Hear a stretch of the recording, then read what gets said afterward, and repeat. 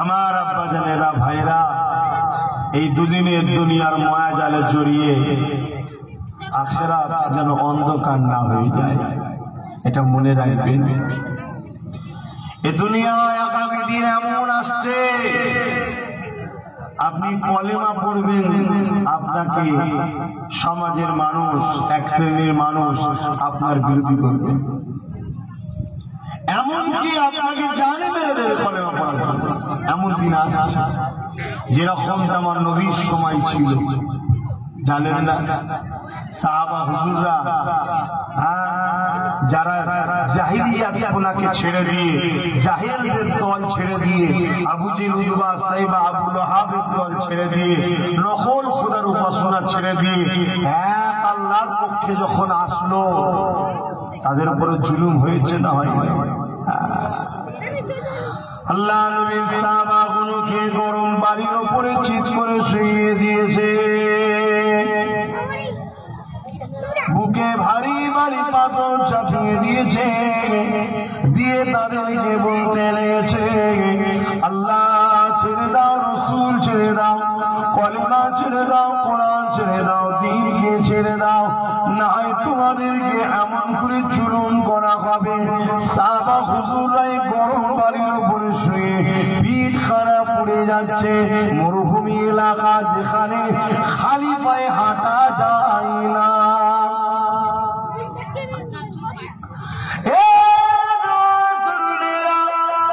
এত কঠিন অবস্থাতে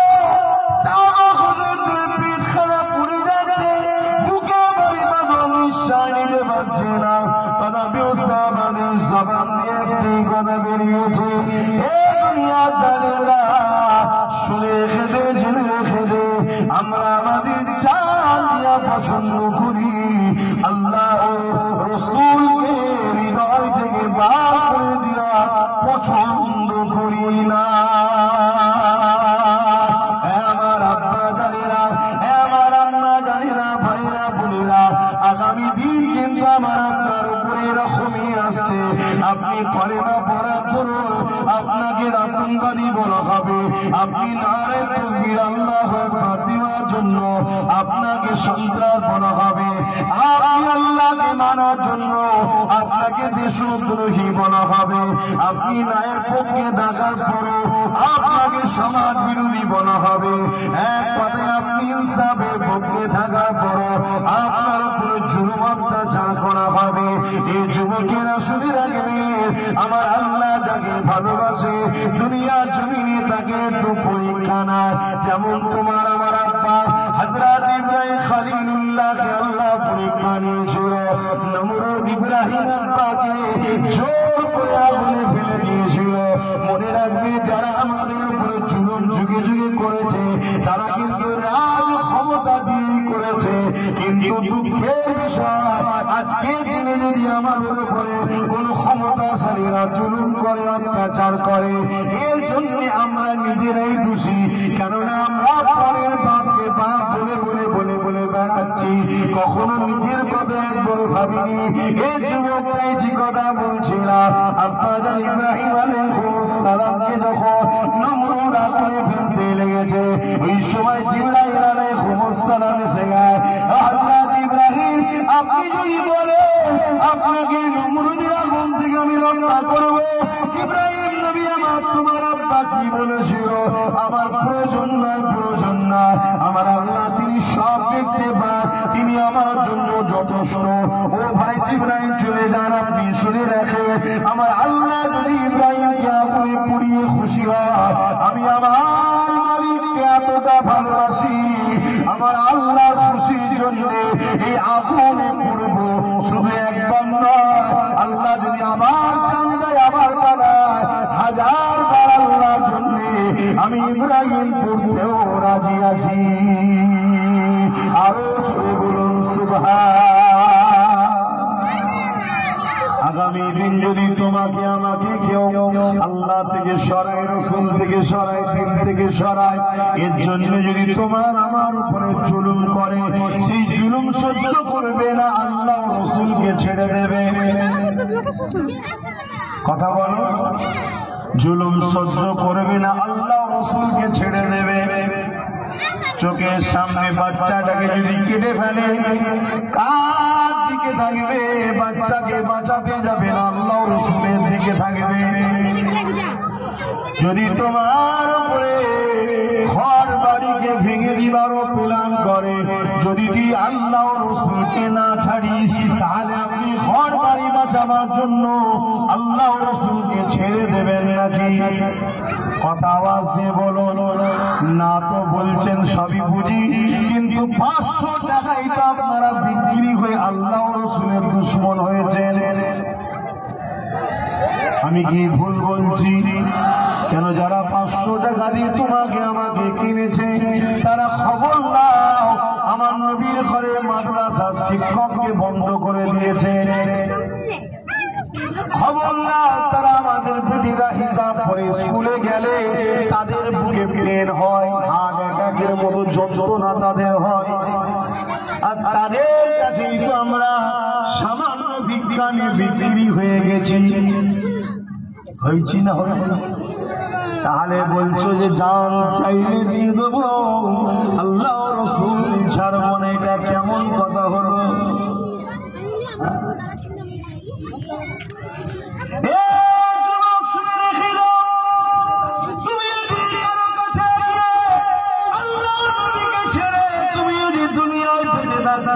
তাহলে আমি বলবো তুমি যাও যাও, অসুবিধে নাই। আর যদি তোমার বিবেক বলে আরে বোকা, আল্লাহ রাসূলকে ছাড়ার পরও তুমি মৃত্যু হবে, বড় বড় রাজা মহারাজা এমন করে নেতা মন্ত্রী সবারই মৃত্যু হচ্ছে, আমি আল্লাহকে ছেড়ে দিয়ে মরার থেকে আল্লাহকে ধরে যদি মরি, আল্লাহ আমার আখিরাতকে শান্তিময় করে দেবে। কেউ আসে বলতে পারবে আল্লাহ রাসূলকে ছাড়লে বেঁচে যাব? কেউ আসে বলতে পারবে? তাহলে রাজি আছেন না নাই? হাত তুলে বলুন রাজি আছেন না নাই? এ হাত তুলে যাবে না তো? হাত নামা। কিন্তু আমার নবীকেও আমাদেরকে আল্লাহ থেকে রাসূলের থেকে সরাবে কারা? পাওয়ারফুল লোকেরা, যাদের হাতে পাওয়ার আছে, আর তাদেরকে পাওয়ার দেয় কারা? এই ভুলটার করবেন? এ করবে না, নিজেদের পাওয়ার তৈরি করবে। এতে যার মনে হবে আব্বাস সিদ্দিকী ভুল বলছো, হারাম করলে আমার সাথে মিশার দরকার নেই, স্পষ্ট কথা। বাপ এই অসুবিধা হচ্ছে, তুই বাপ দুনিয়ার তোর নবীর দুশ্মনের সঙ্গে থাকবে যা, তোর আল্লাহ দুশ্মনের সঙ্গে থাকবে যা। তুই মুসলমান দাবি করিস, বিহায়া নির্লজ্জা, তোর একবার হুশ হয়নি হচ্ছে সমাজ।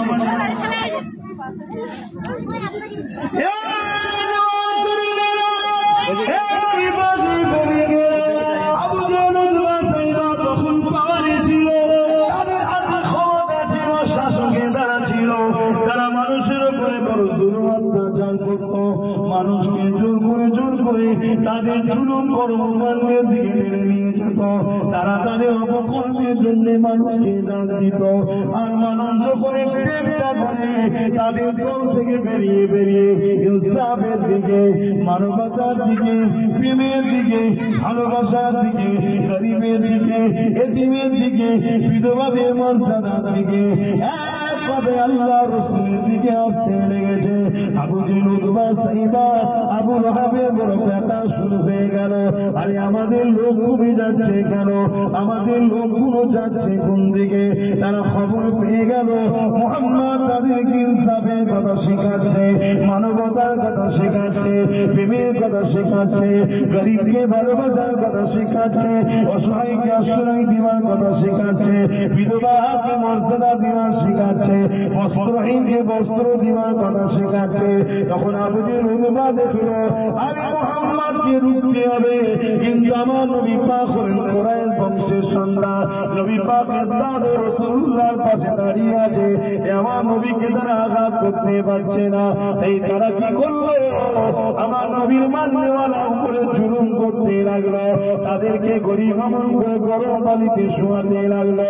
তাদের মধ্যে থেকে একজনের নাম আপনারা সবাই জানেন, ওই যে কালো মানুষটা কি নাম জানো?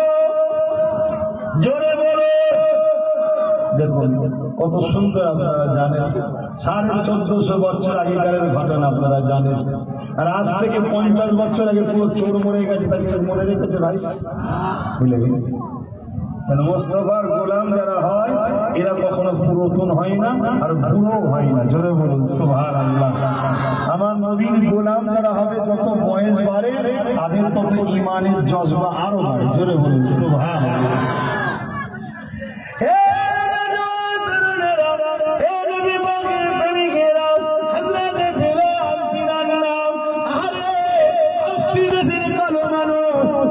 মানুষ কিনা বেচা হতো, গরিবকে ঘরে বাজারে বিক্রি করে দেওয়া হতো। হযরত বেলালকে এমন করে হাসি দেশের মানুষেরা বিক্রি করে দিল, তখন যারা ক্ষমতায় ছিল এমন করে বাজারে ও বাজারে, এই বাজারে ও বাজারে বিক্রি হতে হতে হতে হতে মক্কার বাজারে বেলাল উঠলো। বেলালে খরিদ করলো একজন মক্কার জালিম সন্ত্রাস শাসক, যার নাম হলো উমাইয়া। নামটা মনে রাখবেন, উমাইয়া। এই উমাইয়া হযরত বেলালকে খরিদ করে নিল। তখন বেলাল হযরত ছিল না, রাদিয়াল্লাহু তাআলা ছিল না। খরিদ করে নিয়ে নিজে ঘরে নিয়ে গিয়ে বেলালের উপরে মানবিক অত্যাচার করতে লেগেছে। বেলালকে কিছুটা দাসের মতো পুরাপিত দাসের উপরে অত্যাচার করতে লেগেছে। তাকে দিয়ে কঠিন কঠিন কাজ করা, তাকে খেতে দেয় না, জুলুম করে মারে, পেটের আঘাত দেয়। বেলালের কানে একদিন আওয়াজ এসে গেল, একজন আওয়াজ তুলেছে, মানুষকে আজাদ করার আওয়াজ তুলেছে, কিন্তু তার পোতাকে বন্ধ করার আওয়াজ তুলেছে, তার দাসীর পোতাকে বন্ধ করে দেওয়ার আওয়াজ তুলেছে। তিনি অন্য কেউ নয়, আমি না মুহাম্মাদুর রাসূল।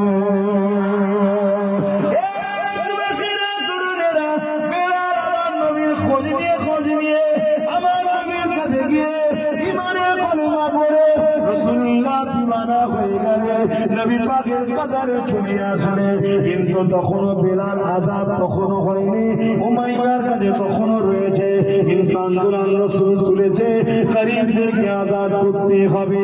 আজকে নবীর গোলাম যদি পুলিশের মানুষের কাছে আওয়াজ তুলি, ও পুলিশের মানুষেরা গরীবদের উপরে যেসব শাসকেরা জুলুম করে, এই জালিম শাসকদের হাত থেকে গরীবদেরকে আজাদ করতে হবে। আমি আব্বাস সিদ্দিকী আজাদের জন্য লড়াই করব। তোমরা কি আমার সাথে রাত দিতে রাজি আছো? আরো যদি বলো রাজি আছো। সে গরিব যদি হিন্দু হয় তাকেও আজাদ করতে হবে, ঠিক না বেঠি? গরিব যদি খ্রিস্টান হয়, আদিবাসী হয়, সাঁওতাল হয়, বাগদি হয়, আরো যত ধর্ম আছে সে ধর্মের আমার দেখার দরকার নেই। আল্লাহ সৃষ্টি সে মানো, সে যদি বিপদে পড়ে, তার উপরে কেউ যদি গোলামীর বেল তার গলায় লাগায়, তার পাশে দাঁড়িয়ে, ওই গরিবের পাশে দাঁড়িয়ে ওই জালিমের বেলকে খুলে ওই গরিবকে হাসাতে হবে। এই কাজে আপনার আমার সব দিকে রাজি আছে। এর জন্য বাপ পাওয়ারও দরকার আছে, ঠিক না বেঠি? অতএব আমি হুজুর ঠিক আছে তোমাদের বুঝাচ্ছি, কিন্তু আমার ছোটটাকে নামিয়ে দিচ্ছি, জানেন না? হ্যাঁ, সাথ দেবেন সব, কারো কথা শুনবেন না, পুরো গাদ্দার মুনাফিক বেঈমান দালালদের কথা শুনবেন না। কথা বুঝে আসছে? সব মুনাফিক, এরা নবী খানদানের বাচ্চার উপরে বিশ্বাস করে না, এরা চোরের উপরে বিশ্বাস করে, বেঈমানের উপরে বিশ্বাস করে। কথা বুঝে আসছে? আপনারা ছোট হন। আরে এই পাথর এলাকা, এই জমিতে চাষ যেখানে হয় আল্লাহ তার চাষযোগ্য হয়ে গেছে, ঠিক না বেটি? কিন্তু যে জমিটাই চাষ হয়নি, ওই জমিটা চাষ করতে গেলে একটু কষ্ট হবে না, হবে না? কেন? পাথর এলাকা, চাষ হয়নি, শক্ত জায়গা, চাষ করতে গেলে একটু কষ্ট হবে না, হবে না? হবে না, হবে না? কিন্তু কেউ যদি মেহনত করে চাষ করে, আমি ভাগিদারি দেবো না, মানে ভাগে দিলেই বড়কা হয়ে যাবে, না কি বলে? বড়কা হয়ে যাবে। আমি নিজেই মেহনত করবো। আমরা যদি সবাই মিলে মেহনত করে চাষ শুরু করি, প্রথমবারে না একটা ফসল উঠবে, দ্বিতীয়বারে ফসল বাড়বে না, বাড়বে না? তৃতীয়বারে আর বাড়বে না, বাড়বে না? চতুর্থবারে আর বাড়বে না, বাড়বে না? তুমি আমি যদি চাষ চালিয়েই যাই, চাষ করেই যাই, চাষ চালিয়েই যাই, চাষ করেই যাই, একদিন না একদিন এই জমি চাষযোগ্য হবে না, হবে না? জোরে বলে হবে না, হবে না? যদি চাষ করতে গিয়ে পোকা লাগে, তার জন্য তো পোকা মারা ওষুধ আছে, পোকা মেরে দাও, কিন্তু চাষ বন্ধ করলে হবে না। যদি চাষ বন্ধ করো, তোমার আমার বাচ্চা খাবে কি? চাষ যদি বন্ধ করো, তোমার আমার বাচ্চা পড়াশোনা করবে কি পয়সা নিয়ে? চাষ চালিয়ে যাও, চাষ চালিয়ে যাও, একদিন এই জমি চাষযোগ্য হবে।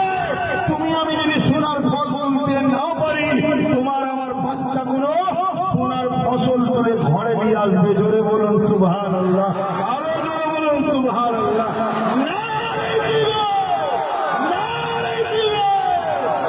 চাষ কি বন্ধ হয়ে যাবে? বন্ধ হয়ে যাবে? এখন তুমি চাষ করতে গেছো, আর পাড়া বলুন লোক আছে, তার লোক হচ্ছে সবার জমি আমি চাষ করবো।